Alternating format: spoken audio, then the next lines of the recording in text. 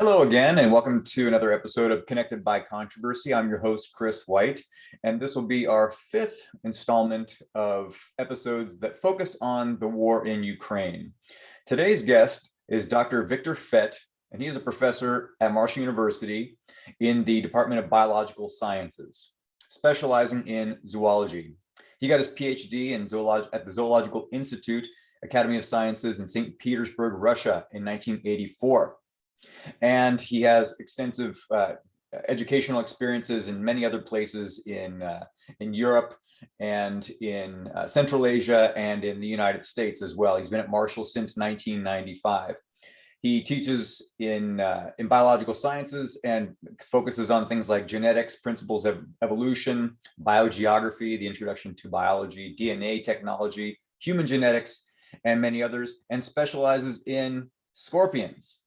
So he has a lot of research interests, including various aspects of evolution, genetics, biogeography, and taxonomy of scorpions, which demonstrate remarkable adaptations and diversity acquired in their 400 million years of known evolutionary history. I wanted to kind of point that out so you can get an idea about the diverse background of our guest today, because he's also a poet and has been very much involved in promoting awareness about the Ukraine war at Marshall's campus and in the region.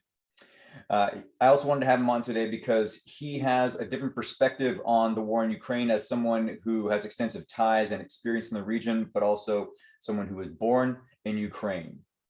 And so he has a wealth of knowledge also about Russian culture and history. So he'll also be part of a course that several of us at Marshall are teaching this summer intersession on Ukraine, Russia, and the United States. Victor, first, can you tell us about your childhood? Thank you. Thank you very much for having me, Chris, and thank you for everyone who will be listening. I hope I will shed some light on this conflict and on backgrounds, because a quilted history of those geographic regions is extremely hard to comprehend. Most people still equate Russia and Soviet Union, and rightly so, because what was Soviet Union before 1991 and since 1920s was a successor of Russian Empire within more or less the same borders. Ukraine was part of this empire, both under Tsars and under Soviets. Its history is different from history of Russia proper. Russia proper always was an imperial country since early ages. Well, when it emerged from the Mongol rule, we're talking 12th, 13th century, the times immemorial for those on this continent. So over the years, there were grudges of princes and khans and tsars. Everyone fought everyone. The most recent, I would say, battle between Russians and Ukrainians was in 1709 in Poltava, the center of Ukraine now. This was battle when Tsar Peter the Great won over Swedish, of all places, King Karl XII. And so troops and armies were going back and forth on this fruited plain, using the fact that there are no natural boundaries. Unlike in Western empires, Russian empire spread all over the continent. Well, fortunately, not all over the continent, and most of what we call Eurasia in geography. I was growing up within Russia. I was born in Ukraine when my mother's family lived, but most of my education was within properly Russia. So my native language is Russian. I speak Ukrainian hardly, I read it. These are related languages like Portuguese and Spanish, something like this. We do understand, we mutually understand each other. These are Slavic languages. For English language, we don't have this analogy. So it's easier to imagine for someone who knows Spanish that you are hearing Portuguese or Italian. That would be the equivalent of Russian and Ukrainian language. But it's not only language, it's also ethnic groups. And Russia was a quilt, again, as I said, of ethnic groups. What we call today Russian citizens of Russian Federation, of the country, has over 100 ethnic groups, genetic groups, if I may say. So this is multi-ethnic community. You may say multiracial, whatever race is. Again, they have inherited enormous tapestry of tribes from basically Atlantic to Pacific Ocean. So within this, it's easy to pinpoint Ukrainians who have been divided in their history between different times between Russia, Poland, Austria, even Germany. Polish state, as you might know, have not existed even for 300 years, and parts of Poland were intertwined with parts of Russia or Ukraine or Austria. Right now, more or less after 1991, when Soviet Union fell apart, it felt along the lines, along the borders, somehow they managed mostly to agree that boundaries of new emerged countries will be along old Soviet boundaries, which crossed in many cases ethnic boundaries or natural, geographic, and caused enormous conflict in later 30 years, including Russia proper, the Putin's Russia, I might say, because Putin rules Russian Federation for 20 years out of 30 it existed. Unfortunately, the things change. And when I was born in Ukraine, in the large mining town of Kryvyi Rih, which is now in the very center of the country, it has been shelled by Putin's troops this morning. My native place, where I played as a child, where I became a biologist in my grandmother's garden, which had, unlike northern Russia, where I was raised actually in Siberia, in East North Russia, by my father's family. But my mother's family in Ukraine had a little garden with cherries and grapes and southern fruit. Moreover, we camped along the sea coast. There is Black Sea. Northern coast of Black Sea is Ukrainian. Part of it is Russian, and southern coast is Turkey. Ottoman Empire, which once possessed Ukraine but did not possess Russia. So this is a very complicated mix of ethnicities, languages, and histories, and of course, animosities. So I can comment later on what we need to know about current conflict. I just want people not to make the same mistake as Russians say, or Ukrainians, don't to step on the same rake many times. That's what they have been doing for the last hundreds of years, many of the rulers of this place. And in some sick minds, history is still repeating itself like it was in times of Genghis Khan or Peter the Great or Napoleon, all these conquerors who want land grab without considering what people of this land want. So I think that's a great breakdown. And as our listeners can tell from listening to your story, the idea of what it means to be Ukrainian or even Russian or Central Asian is you have your ethnic identity, but you're also part of this much bigger world that you can move within, right? So people can be part of Ukraine and be Ukrainian, but also speak Russian, yes, or be Orthodox, or be Jewish, or Catholic, even if you're over in Galicia, for example, right? Yes. There's just so much diversity, and in the United States, we don't think in those same terms. We think just in the United States. You should probably think, your listeners should think more in terms of American Civil War than any ethnic conflict we have seen.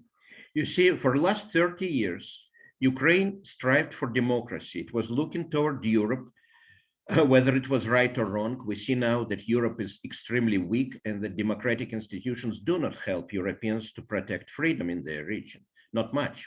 Even NATO is very weak, and Ukraine is now on the forefront, showing, just like Poland tried in 1931 to stand unsuccessfully against Hitler, Ukraine now successfully stands against Putin, who is today's Hitler plus Stalin together in one, together. And what identity in these places is very volatile thing. It goes across families. In many families within Ukraine, or especially within Russia, right now, husband and wife, brothers can be divided about this war. This reminds us most of all about Civil War, when two brothers, American brothers who studied in the same military school, were on different sides. Many of you are Civil War buffs, you know this history much better than I do. That's about the same situation, only add ethnic animosities, language, enough to say that Kiev, the capital of Ukraine, 3.5 million people, which is bombed now by Putin's Russian troops, was a Russian-speaking city. 100 years ago, Ukrainian was language of countryside. Peasants spoke Ukrainian, and Kiev was imperial, now one of the imperial capitals of this region. Plus, of course, it was founded by Vikings even before Mongols, and people appropriate this history in different ways today. Whoever wants to side with Vikings or Mongols, or whoever conquered this place, Swedes, Turks. But right now, in last decades, Ukraine had very uneasy way to freedom. You might remember in 2014, Ukraine had Maidan, which was popular revolution against corrupt leader who was elected president, just like Hitler was elected chancellor of Germany. Viktor Yanukovych, who was toppled in 2014, was no Hitler. He was more like Saddam Hussein, without much military background. He was a thief by background. He was actually a criminal. And he fled to Russia. Russia gave him asylum, and Ukrainians had what they called revolution of dignity, and became more Western-oriented, which means within their context, more democratic-oriented country, which tried to fight corruption. At the same time, they were in war because Russia seized, or by proxy war, seized two eastern regions, Luhansk and Donetsk, and made them so-called people's republics. Analogies of this can be found across history. Russia did this before.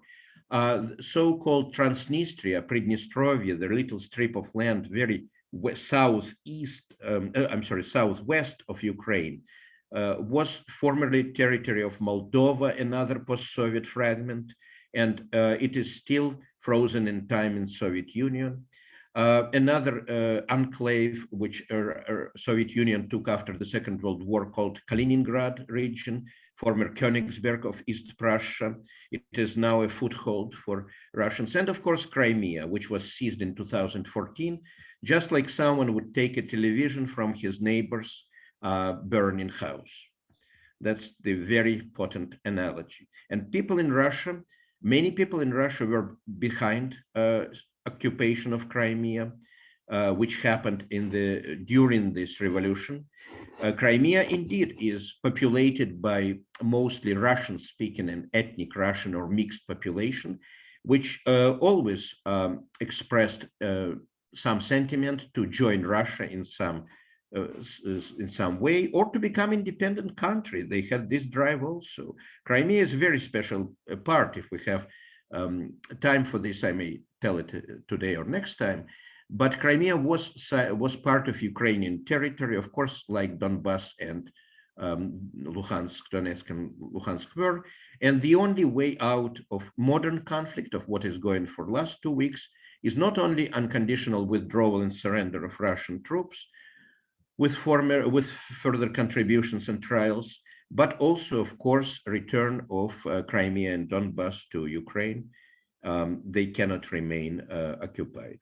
So it's very quilted, as I said, very diverse, complex history. But one thing is for sure, Ukraine is not surrendering. It is fighting like no one has fought, even in the Second World War. The closest which comes to mind is Stalingrad. The Russians of 1943 standing up to, in a city, in a big modern city of that time, standing up to Nazis in every house. Battling in every house, urban guerrilla war. That's what Putin's troop will have if they conquer Kiev, the capital, which now stands. It is not even blockaded. There are ways in and out. I just talked to my friend this morning in Kiev. He is in suburbs. Some directions, some suburbs are taken, but this is a giant city with perimeter maybe 100 miles. So, and they're fighting. They have anti-aircraft. Their sky needs to be closed. And you give us a sense also of the diversity of your background, but I'd love for people to understand in more concrete terms. So you were born in and raised in part, at least in central Ukraine. So But what kinds of elements make up your identity that would make you different maybe than somebody who, because you spent a lot of time in Russia too, and you speak Russian? Yes, I speak, Russian is my native language. I was not educated in Ukrainian. I was educated in Russian language, and I spent summers with my mother's family who lived in Ukraine in the very middle. All my relatives work for mining industries.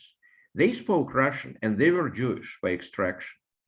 You may say they were assimilated, like many Americans are. They were not very religious, and religion was banned under Soviets anyway. I'm talking 1960s, 1970s here. Every year we were coming to my mom's folks, to grandparents, and also to friends in other cities. I traveled Ukraine with my father when I was 10, 11, 12. We moved around on trains and buses, sometimes on cabs. We didn't have a car. Cars were a very luxury item in Soviet Union in these times. So from early ages, I knew the nature of Ukraine. That's where I became a biologist, as I said, because we camped at the sea coast, which is not unlike, I would say, Florida, maybe, for American kids. Warm, very hot. Summers are hot even in Russia, in Siberia. It's continental country. But in my native place where I was raised in Russia, in Siberia, my father worked as one of the first computer engineers. And we had nature there too, but the stark contrast between northern and southern natures made me what we call biogeography. I early learned to compare animals and plants and nature of seacoast in Ukraine with more northern frozen reaches of Russia. So at this time, there was a Soviet propaganda cliche that Ukrainians and Russians are sister people and sister nations. This was not true. It was true to the extent that they were not in war, but the conflict was underground. First of all, parts of Ukraine who were annexed by Stalin only in 1939, Western Ukraine, after, well, not after the war as well, but also before the war, by agreement with Hitler, part of Eastern Europe went to Stalin, as you know. It referred to Poland, which at this time included Western Ukraine. So the situation is very unusual. My grandfather worked there. My parental grandfather is also from Ukraine, but they moved to Russia proper during the war. They were evacuated. They were Jewish. Part of my family on all sides was killed by the Nazis. And by the way, now Putin's troops bombed the same sites. My grandfather comes from Odessa. That's where my father was born. Odessa is a huge port in Ukraine on the Black Sea, which now is about to be bombed, but still holds.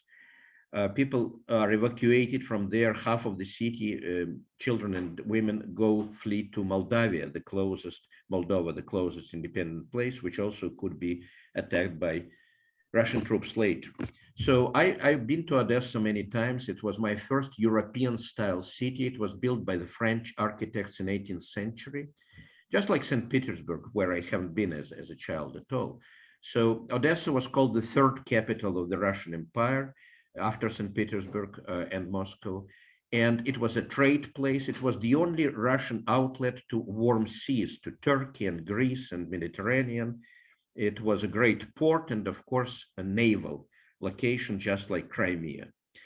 Crimea was also part of Ukraine, in and out, but Odessa was also mostly Russian and Yiddish-speaking city. Yiddish is Jewish language of Eastern Europe. So my grandfather, who was speaking Yiddish as his native, learned Russian as an adult, in fact. My grandfather who raised me. We were very, I might say, multi-international, multi-ethnic family in multi-ethnic environment, in the sense that I didn't speak Yiddish. I didn't understand my grandparents. They knew Polish. They knew Ukrainian, of course. Ukrainian, as I said, was mostly countryside region. If you move to agricultural areas from Kiev or from Odessa, you will hear much more Ukrainian. Soviet ethnic politics, I don't have time to talk much about it. It was sort of balanced between, on one hand, accepting they didn't Russify all the ethnic areas. On the other hand, they quenched all ideas of independence and democracy, those. So everything was frozen. It reminds one about Yugoslavia under dictator Tito, which was the peaceful country on the surface. The moment dictator died, the stem went out and Yugoslavia split into warring factions by religion and ethnicity and whatnot. Serbian, Croatians, Muslims, and so on. In Russia, in Soviet Union, we had other problems. After I graduated from college, I was only 21. This was in Siberia, where I went to school in Russian. I moved to Central Asia, Russian at this time, and we lived with my family, with my wife and children, in the country of Turkmenistan, the most southern of Russian stans. I can talk about it in this whole special series of episodes. It's a bizarre country today. At my time, it was colonial. It was like Albert Schweitzer in Africa or Rudyard Kipling in India. We kind of modeled ourselves after those luminaries. So we were naturally studying exotic nature, not well studied. We lived on Iranian and Afghan border for many years. And I have a lot of memoirs about it written in Russian because I didn't know local language, which is Turkic. I know several hundred words, but the closest analogy would be British Empire with English as common language, lingua franca, which still connects parts of former empire. And the same is true for Russian. Not for Russian language and culture, which is the thing I strive to preserve. I'm a literary person. I'm on board of several Russian expats journals in US and Europe. I write poetry in Russian, a little bit in English, but mostly in Russian. I do not teach in Russian. I teach in English for 33 years. It would be nice to teach biology in Russian, but right now I don't see the audience for this much. And I can tell you more about this interplay of languages and cultures, but honestly, I only have two languages, English and Russian. My Ukrainian is worse than my French. But at this time, I consider myself a native of Ukraine, a person who firmly stands on Ukrainian side of fighters. I help them as much as I can. We correspond and communicate with friends in Ukraine. And of course, we talk in Russian. Did you spend more time in Russia than you did in Ukraine growing up? Definitely. And yet you still feel this affiliation with them. That's what I'm very interested about. So ethnicity obviously has something to do with it. Your family has something to do with it. Not much. Okay. It's political choice. Okay. I now cut ties with my friends in Russia, whatever their ethnicity is. Some are even Ukrainian who are supporting Putin's invasion. And this is very complicated. Mostly don't ask, don't tell. I send emails and they don't answer me. I don't know what their position is. Some are actively pro-war. Very few are afraid to talk against it. They're prosecuted for it. Now they just arrested a girl in Siberia yesterday who put no war poster on her backpack. So it's not your anti-Vietnam protest. Forget this. And if United States or government or people think they are not involved, I'm sorry. They're involved down to their neck. The world is interconnected. Remember this? And this is the first war, real war. It's not incursion or conflict or crisis. It's a real full-blown war with 2 million refugees, with thousands of Russian troops killed. The estimate is for today on Ukrainian side, 12,000 soldiers, which is more than Russia lost in Chechen wars for many years. So these are severe fighting. Economic sanctions are economic war like the world has never seen. A Russian economy will be gone in a couple of months. It doesn't happen overnight, but a Russian economy depends on the West, which was not so in Stalin's time. In Stalin's time, it was slave empire, which, of course, won because of American Lend-Lease and British Lend-Lease program. Right now, Lend-Lease is urgently needed for Ukraine. I hope American government will kind of revive the laws of 1940s. It's much easier than do a new legal framework for Lend-Lease. Of weapons and everything else. So again, coming to identity, lately in Huntington here in West Virginia, at the gas station, A guy who works in gas station heard my accent and asked where I'm from. Oh, before I always answered I'm from Russia. Now I automatically said I'm from Ukraine. Hmm. So identity changes. It changes dynamically depending on what happens. Before American Civil War, let's say in 1850, those brothers who would be on different sides fighting in few years, they would have a common identity. It changed overnight for them. It's the same process.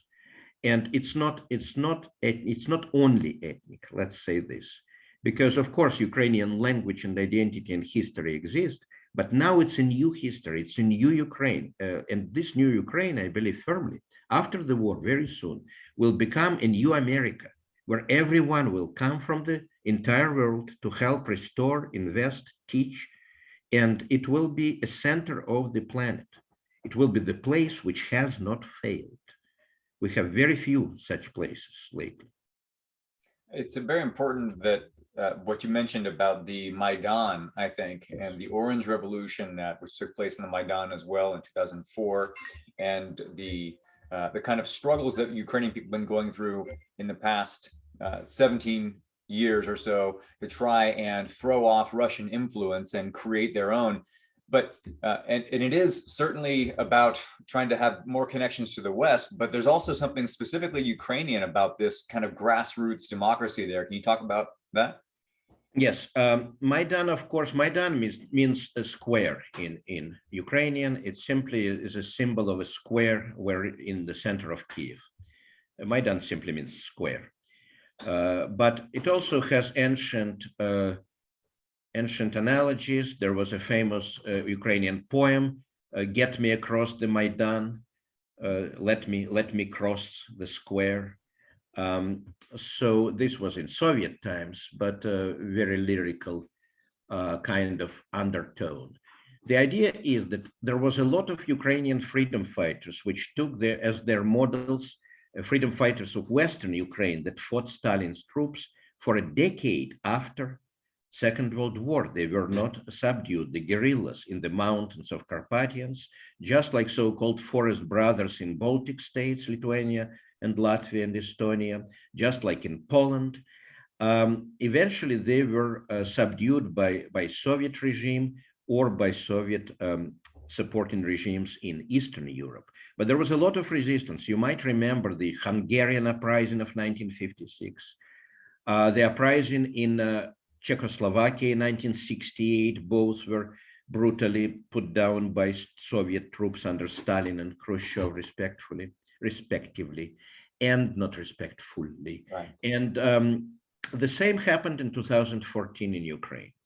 When Ukrainians voted, the pretext, as always in history, was rather minor, but important. When Ukrainians voted to sign not even a European Union membership, but kind of protocol on further communication, further relationships with Europe, this was the reason for them to revolt when it looked like this will not be done. Ukrainian president at this time, Victor Yanukovych, as I said, a criminal by background, was hesitating. He could have signed it, but there were different relationships then of Ukraine with Putin's regime. They still hoped for neutrality and balance. But after this, everything changed. After Maidan, Russia behaved and still behaves as if regime of Zelensky, as they say, is anti-Russian, which is not. It's anti-Putin. It's not anti-Russian. And aggressive and supported by Nazis, as they say, Nazi nationalists. These are battle cries. These are slogans. And these slogans were propagated within Russia by TV anchors and propaganda, which are much more potent and toxic these days than in Hitler's Germany, because Hitler only had radio and papers, and now we have internet everywhere. Although Russians right now are suppressing most independent channels, radio, TV, Instagram is down, Facebook is blocked, I think YouTube still works. I'm trying to communicate some news to Russia. I'm just doing it by email in hope that not all email servers traffic can be stopped. But back to Maidan, 2014, this is a very important point, the tipping point in Ukrainian history. It was people's revolution, plain and simple. It was just like French Bastille in 1789 or American Boston Tea Party or something like this, very traditional. People go to the square and they say no to the regime, and they are prepared to defend themselves. Ukrainians are fighting nation. Unlike many other former Soviet republics, including the Central Asians, where I spent a lot of years, Ukrainians will and can fight. And this stems from their historical identity. They were fierce fighters, so-called Zaporizhia Cossacks. This is, for goodness sake, 16th, 17th centuries. Ukraine means frontier. Russians translate it as periphery.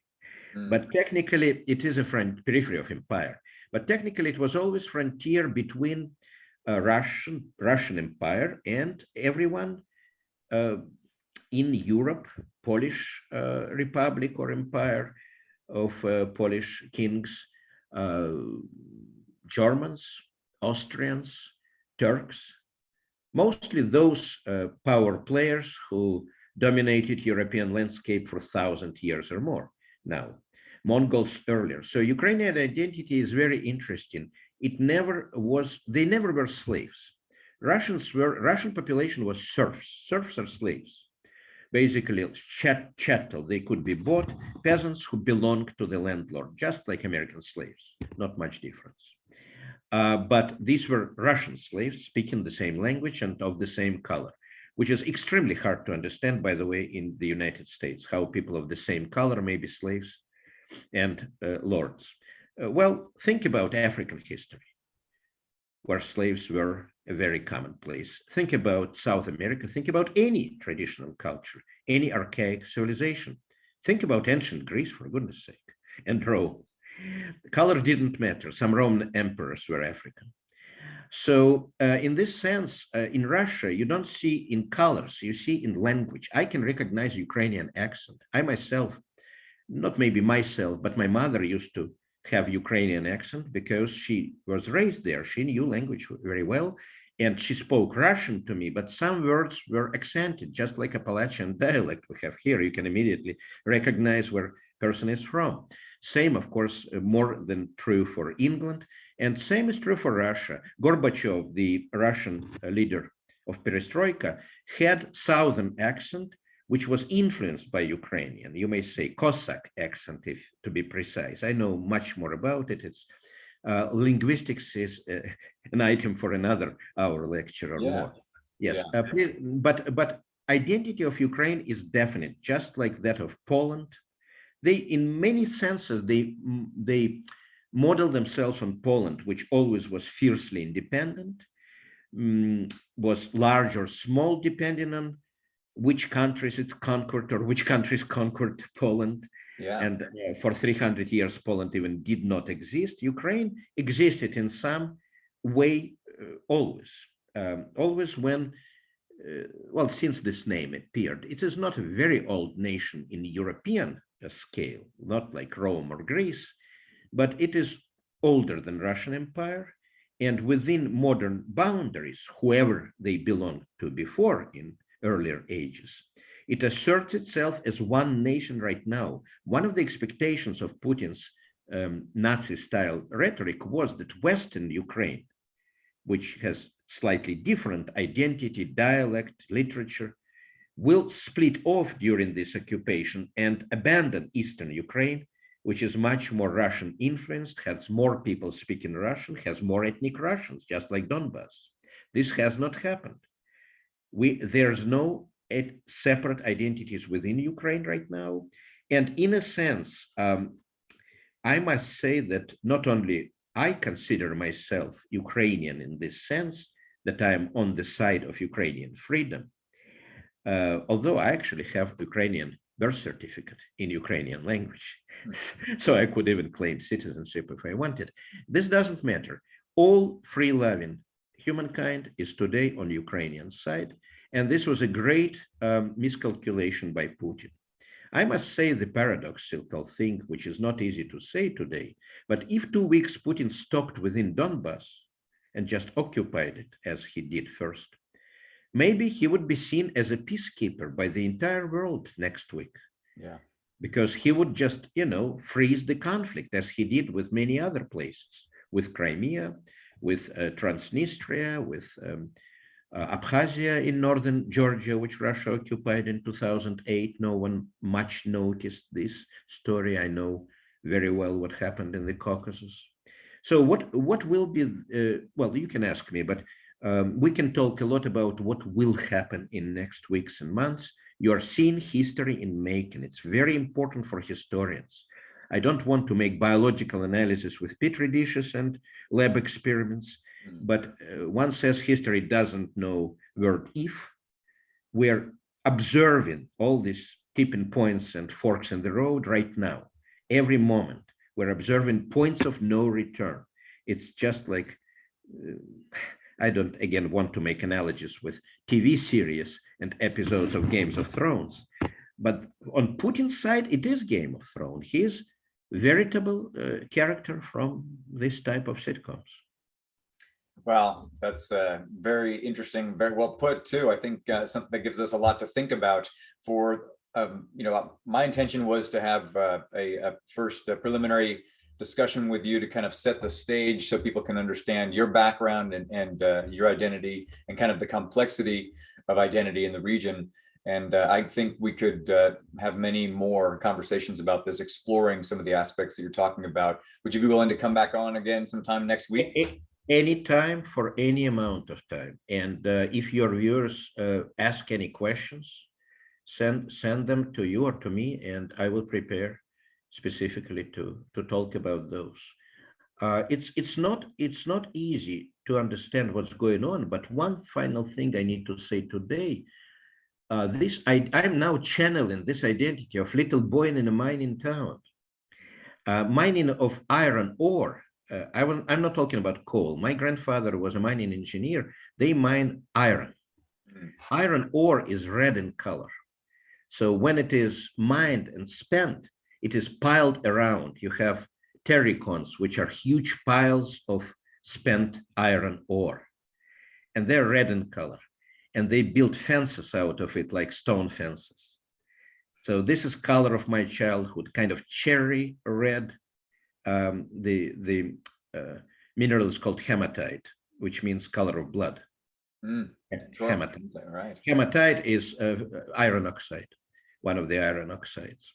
So these color of blood fences are colors of my childhood. Something very appropriate to mention right now. It was a dream, grim city, grim environment, but warm, with warm people, warm gardens, warm sea, and kind of clandestine strive for freedom. There are many Ukrainian dissidents which were jailed by Soviets. I knew some. They were fiercely independent, and obviously they wanted to preserve not only their language and culture, but first of all, their land to be free. Soviets wanted to buy, and did buy, many intellectuals there by promising to keep their language and history like in a museum, but without giving away the slave status. But Ukrainians never were slaves before and never wanted to be subdued, which cannot be unfortunately said about population of Russian generation today. And I'm not just talking about ethnic Russians. Of course, they are responsible a lot because most of them are silent. In peace protests in Russia, about 15,000 people were arrested all over the country. But this is not much for a country of 140 million. And one other thing which people may not see today, I see it every day. I get letters. Russians from Russia are fleeing as fast as they can, everywhere. I just heard from Siberian friends whose family moved to Thailand, of all places, just so their kids will not be drafted. Wow. They're saving their boys. Yeah. Because what comes next for Russia is mobilization, is universal draft, and Putin will just throw these boys as cannon fodder to Ukraine, because his troops are very thinly spread. He has 200,000 troops, but they're spread over size of Texas. It's incredibly large country, and well, imagine you want to conquer Texas, and people have weapons. People now in Ukraine probably have more weapons in their hands than everyone in Texas together. And weapons are coming from Europe because border is still there. Border is open with Poland and Europe. So it is a war which war buffs should observe right now, because it will soon be over. My estimate, I don't know, I wouldn't like to make a wage, but I don't think this will continue into summer. I think we are talking a month.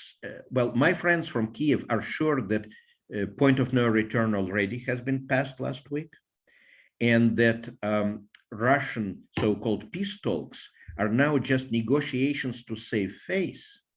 But Ukrainians are not giving away anything. They demand withdrawal of Russian troops from all of Ukraine, including Crimea and Donbass. And this, of course, is not acceptable for Moscow. So these talks do not mean much. They just show in position of two sides. Everyone is waiting, of course, for something like nuclear tactical weapon used by Moscow, or on the other side, military coup in Moscow, which both have been not off table, but we don't know what will happen.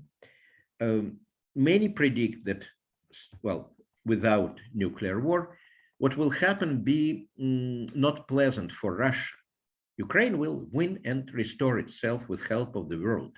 Russia may become isolated like North Korea from coast to coast, and people will just die inside from hunger, and no one will help much, because there will be no humanitarian aid to Russia from now on, none. Maybe from China, but not from the free world. And this is, again, not a Game of Thrones, it's a War of Thrones right now, very serious and bloody. But I urge everyone to watch Ukrainian news. We have a website now at Marshall, Ukraine. Just dial Marshall in Ukraine, you will see it on the first browser page. And we have live news. They're coming from reliable sources all the time, every day, and they will link you to more interesting points, both humane and militarily. For many students, Marshall students I know, but many in our community are veterans, and watch the weapons they are using. They are using newest anti-tank and anti-aircraft missiles, which come from Britain, from Sweden, from Turkey. Their drones are Turkish Bayraktars, which are not detected by Russian communications. Russians have outdated communications. Just one thing which military-minded people will appreciate: Russian troops are moving with old maps, old Soviet maps of the 80s.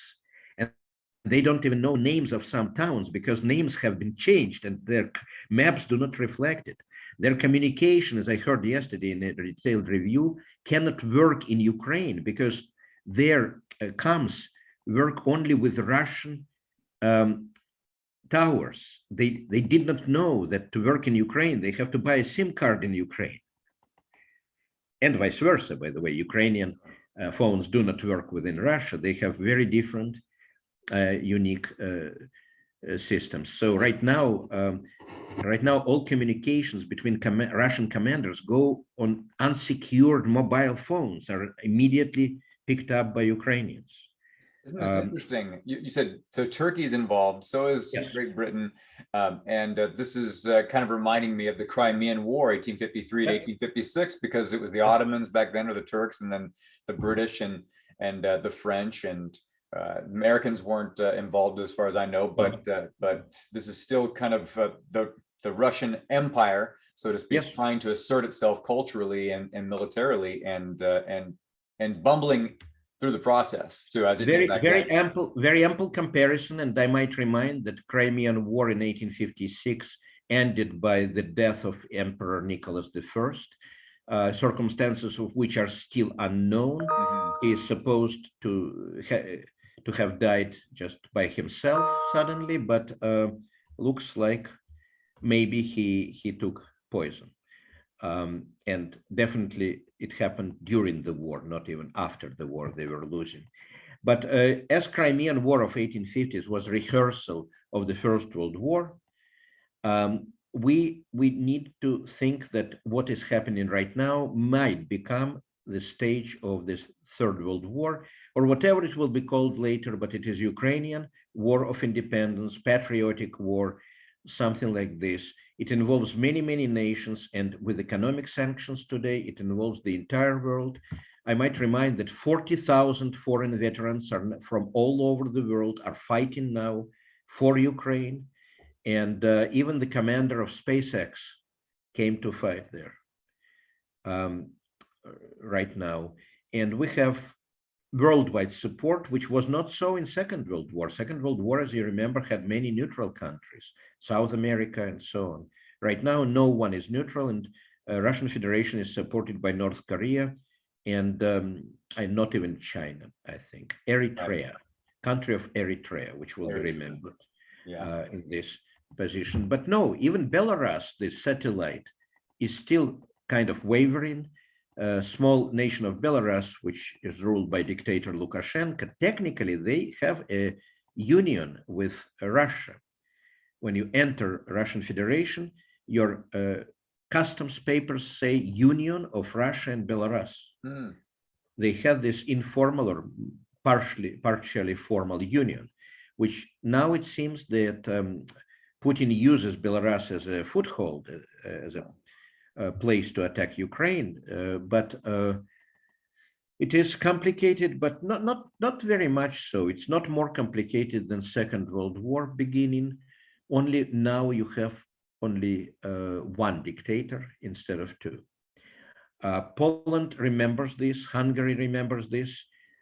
Even under Viktor Orban, who used to be friend of Putin, but he tries to separate himself right now. Same in Czech Republic, definitely in Slovakia. I'm listing countries which formerly belonged to Soviet bloc, but now for 30 years are independent and were kind of sympathizing with Putin. And of course, Germany, which under Angela Merkel was very sympathetic with Putin and tried, although Chancellor Merkel said many years ago that Putin is loony, and this was known to the entire world. I don't think he is loony. It's not an explanation. He most likely is a gangster who blackmails everyone. It's a classical mafia type. And when mafia types are cornered, you have seen those movies. There are only two ways out. Yeah, that's right. Well, that's a good place to sign off for now. I think Yes. You've given us a lot to think about. Thank you, Chris. I think the important thing for the listeners is to understand that information and legitimate information will help us to understand this better. And ultimately, that's what's going to help humanity, I think, to avoid these types of wars or reduce the consequences of them and put pressure on governments so that they don't act in a totalitarian way, because control of information is what Putin has depended on through his media sources, and he's cultivated them systematically over the past 24 years since he's been in power. So we'll go ahead and finish up for now with Dr. Victor Fett, and we'll include the Ukraine website on our show notes as well. And I look forward to talking to you again sometime soon. Very soon. Thank you, Chris, and thank you for the opportunity. And thank you, everyone who is listening. Thank you.